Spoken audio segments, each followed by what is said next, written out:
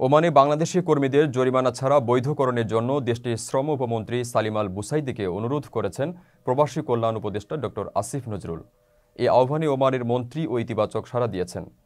পাশাপাশি ওমানের সাময়িকভাবে স্থগিত থাকা ওয়ার্ক ভিসা পুনরায় চালুর জন্য উপদেষ্টা ওমানের মন্ত্রীকে অনুরোধ করেন। সৌদি আরবের রিয়াদে এক বৈঠকে এই আহ্বান জানান আসিফ নজরুল। বৃহস্পতিবার রিয়াদের বাংলাদেশ দূতাবাস এক বিজ্ঞপ্তিতে এসব তথ্য জানায়।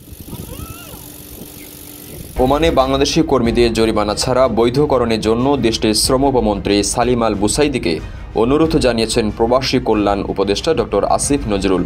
এই আহ্বানে ওমানের মন্ত্রী ইতিবাচক সাড়া দিয়েছেন। পাশাপাশি ওমানে সাময়িকভাবে স্থগিত থাকা ওয়ার্ক ভিসা পুনরায় চালুর জন্য উপদেষ্টা ওমানের মন্ত্রীকে অনুরোধ করেন। সৌদি আরবের রিয়াদে এক বৈঠকে এই আহ্বান জানান আসিফ নজরুল। বৃহস্পতিবার রিয়াদের বাংলাদেশ দূতাবাস এক বিজ্ঞপ্তিতে এসব তথ্য জানায়। ওমানের শ্রম উপমন্ত্রী জানান, বাংলাদেশি শ্রমিকদের ব্যাপক চাহিদার কারণে তার দেশের জনগণের চাপ রয়েছে এবং তারা এর সমাধান খুঁজছেন। আসিফ নজরুল প্রকৌশলী, চিকিৎসক, নার্স সহ বাংলাদেশি দক্ষ কর্মীরা যাতে নির্বিঘ্নে ওমানের শ্রম বাজারে প্রবেশ করতে পারে সেজন্য ওমানের মন্ত্রীর সহযোগিতা চান। এছাড়াও নিজেদের মধ্যে তথ্য বিনিময় ও সহযোগিতা বৃদ্ধিতে পদক্ষেপ নিতে উভয় পক্ষ সম্মত হয়। গত প্রায় 1.5 বছর ধরে ওমানে বাংলাদেশের শ্রমিকদের জন্য ভিসা সুবিধা বন্ধ রয়েছে। দূতাবাসের নানা কূটনৈতিক প্রচেষ্টার পরেও কাঙ্ক্ষিত ভিসা চালুর সুখবর আসছে না।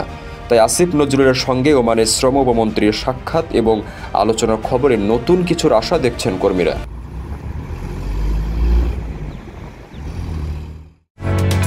ওমানের সেরা রেট দিচ্ছে বাংলাদেশি প্রতিষ্ঠান গালফ এক্সচেঞ্জ। প্রিয়জনকে টাকা পাঠাতে আজই আসুন আমাদের যে কোনো ব্রাঞ্চে অথবা কল করুন স্ক্রিনে দেয়া নাম্বারে। গালফ এক্সচেঞ্জ, বাংলাদেশিদের প্রিয় এক্সচেঞ্জ।